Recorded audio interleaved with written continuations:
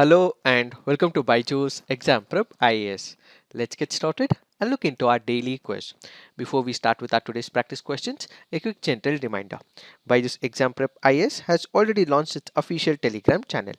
What is that you have to do? Follow the link given in the description box or scan this QR code. This will take you to our official Telegram channel.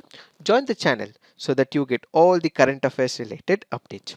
Let's get started and look into the first question. Which of the following are part of UNESCO's intangible cultural heritage? Bharatanatyam, Durga Puja, Mohiniyattam, Ramlila, Yoga. The answer to this is 2, 4 and 5 only. Why have we taken this practice question? Because this article on the Indian Express makes a reference to Durga Puja and its inscription on the UNESCO's intangible cultural heritage. Let us try and understand what are these statements. When you look into the first statement, it says Bharatanatyam. Bharatanatyam is not part of UNESCO's intangible cultural list. Then we have Mohiniyattam. It is once again not part of UNESCO's intangible cultural list. So what we have is Durga Puja, Ramlila and Yoga, which is 245. So the answer to this would be B. So which are the ones which are included under the intangible cultural heritage? What we have is Durga Puja. This was added in the year 2021. Then we have Kumbh Mela. This was added in 2017. Then we have Navroz, which was added in 2016. Yoga, which was added in 2016. Then we have traditional brass and copper craft of utensil making among the Tateras of the Jandiala Guru in Punjab. This was added in 2014. Then we have Sankirtana, which happens to be ritual singing, drumming and dancing of Manipur, which was added in 2013. Then we have Buddhist chanting of Ladakh, added in 2012. Then we have Chow dance, Kalbelia and Mudiyettu, which was added in 2010. Raman, which was added in 2009. In 2008, we had Kudiyattam, tradition of Vedic chanting and Ramlila, which was added as part of the intangible cultural heritage of humanity. Please do remember everything so that in case a question comes in your prelims, you would be able to answer them. If you are speaking about Durga Puja is an annual festival celebrated in September or October, most notably in Kolkata in West Bengal, but also in other parts of India amongst the Bengali diaspora. It marks the 10-day worship of the Hindu mother goddess Durga.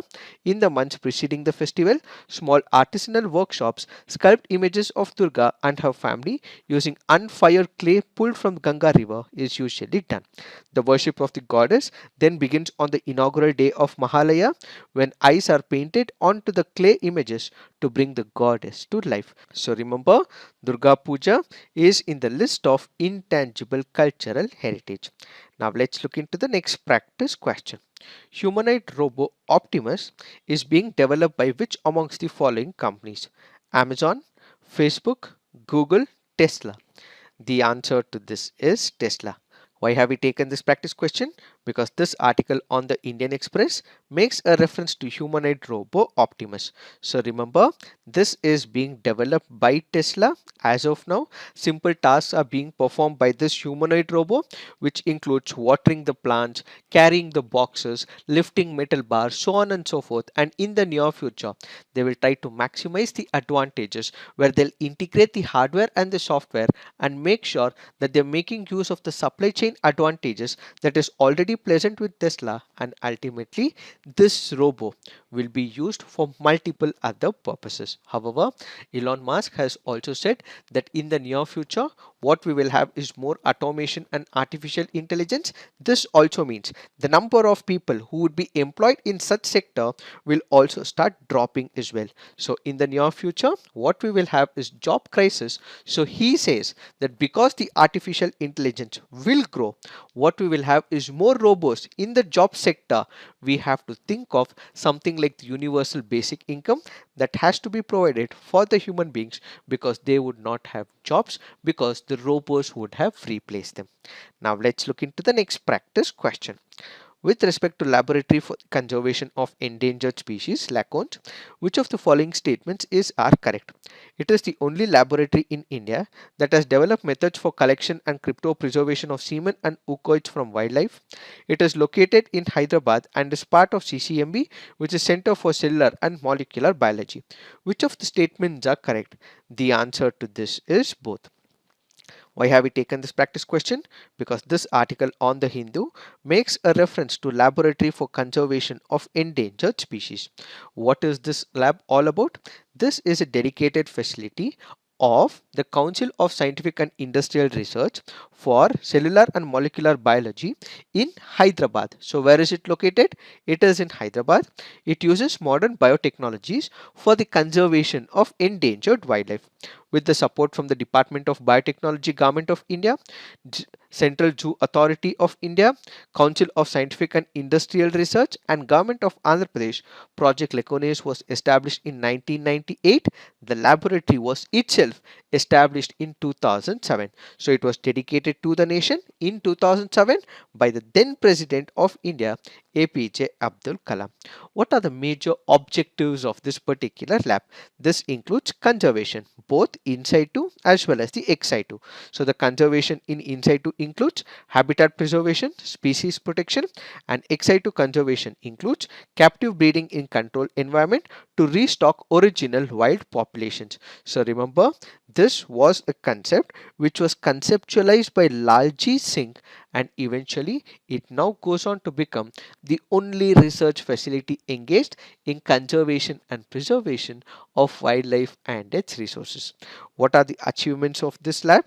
Development of universal DNA based marker for identification of wild animals from parts and remains of their derivatives, rehabilitation of smuggled star tortoise based on molecular marker studies to their native ranges, development of non-invasive techniques to assess fertility and pregnancy status in big cats and ungulates, detection of certain parasitic, bacterial and viral diseases in endangered animals from different zoological parks and wildlife sanctuaries in India, making use of the DNA based methods, and it has produced Spotty, which happens to be a spotted deer fawn, and Blackie, a blackbuck calf, using artificial insemination.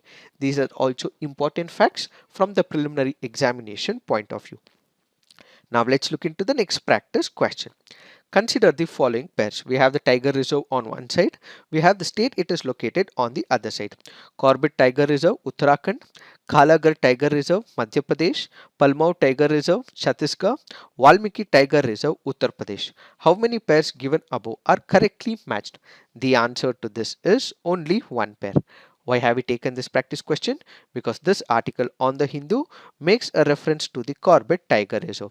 Where is this Corbett Tiger Reserve? It is in the state of Uttarakhand, and this article further makes a mention of Kalagar Tiger Reserve. Where is it? It is once again in the state of Uttarakhand, and it is not in Madhya Pradesh. So remember, Kalagar Tiger Reserve is in the state of Uttarakhand and it is not in Madhya Pradesh. If we have to speak about Palmau Tiger Reserve, where is it? It is in the state of Jharkhand. And if we are speaking about Valmiki Tiger Reserve, it is in the state of Bihar. So these two which are given here are once again wrong, and the question is asking for how many pairs are correctly matched. So it is only one pair. So the answer to this would be A. As part of the assignment, you have to put on the comment section which are the other tiger reserves which are present in the state of Uttarakhand. Please put it on the comment section. Now let's look into the next practice question. With reference to Indian history, consider the following statement. The Dutch established their factories, warehouses on the east coast on lands granted to them by Gajapati rulers. Alfonso de Albuquerque captured Goa from Bijapur Sultanate. The English East India Company established factory at Madras on a plot of land leased from a representative of Vijayanagara Empire. Which of the statements given above are correct? The answer to this is 2 and 3 only. Let us try and understand what are these statements. When you look into the first statement, the Dutch established their factory warehouses on the eastern coast on lands granted to them by Gajapati rulers. This happens to be a wrong statement. Why? Because the Gajapati dynasty came to an end almost in the year 1542. But when did the Dutch come to India? When did they establish? That was in 1602. So it is chronologically not matching. So if we eliminate the first statement, what we have is 2 and 3. So the answer to this would be 2 and 3 only. This happens to be a previous year question from the year 2022. Now let's look into the fact of the day. The fact of the day for today's discussion is tokenization. What is the context? We have the Reserve Bank of India, which has said that from October 1st, what we will have is the implementation of the tokenization. So all the merchants, e-commerce websites, application which have now stored the data of the credit cards and the debit cards will no more be able to save them, but instead what we will have is tokens in the near future. Let us try and understand what is this principle of tokenization. We recently had the big billion sale. Most of us would have bought something on Flipkart or on Amazon. So what do? In case you want to buy a particular product, you give your card details. It can be the debit card, it can also be the credit card as well. You give the details of the credit card, you also give the expiry date as well, you also give the CVV as well. Once you give the CVV, what you will have is the OTP request that is made to your mobile. You give the OTP data and ultimately the transaction becomes successful. So in the e-commerce website that we have, what are we giving? We are giving the card details. So going forward, we would not have the card details that will be given, but instead what we will have is the token that will be saved on the e-commerce websites. As of now, these e-commerce websites will save the data of the card. It will have the number of your card as well. It will also have the expiry date as well. But going forward, this card detail will not be stored, but instead a new number called as token will be saved on the e-commerce websites or the application, which is called as tokenization. So basically, tokenization refers to the process of replacement of actual card details with a unique alternative code known as the token. Why did the Reserve Bank of India come up with it? That is because as of now, it feels that if this particular card is saved, it can become a security issue, it can become a safety issue, and all the card transactions can be hacked by the hackers. In order to prevent it, what it has come up with is a unique number called as token. So according to the Reserve Bank of India, no entity in the card transaction or the payment chain other than the card issuers or the card networks are allowed to store the actual card data. Why is this being done? That is to ensure that the safety and security of the card and the transaction happens at the optimum level. How does it work? When you look at how this entire process works, you start a purchase with the merchant. What happens? The merchant initiates tokenization by asking for your consent to tokenize the card. Let's say we have the Amazon, or let's say we also have the Flipkart as well. What do? You go to their website, you want to save this token. How do? You give the card details, but this card details is not saved by the Amazon. As of now it is being saved, but in the near future it will not be saved. So what do the Amazon and the Flipkart do? They indeed ask your permission. Once you give your consent, it sends tokenization request to the card network.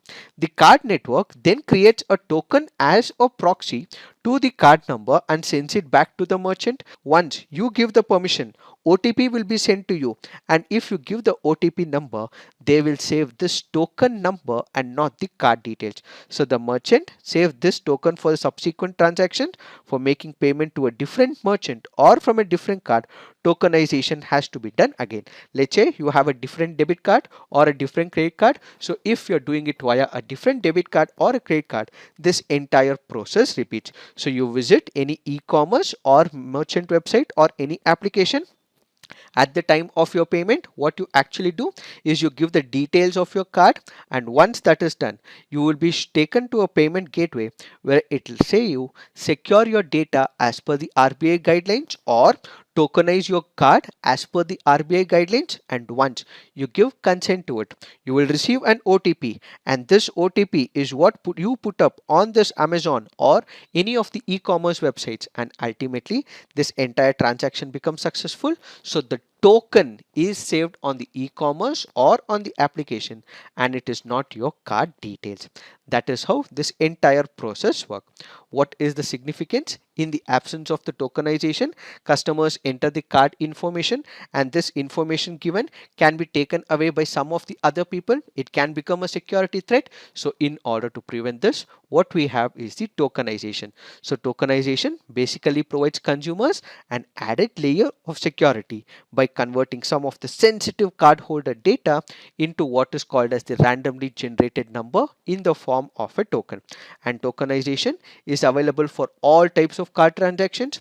It can also include contactless transactions, in-app payments, QR based payments, and token storage mechanisms as well. It is this that we have to understand with respect to the tokenization. So this is it for today. Thank you for watching. All the best.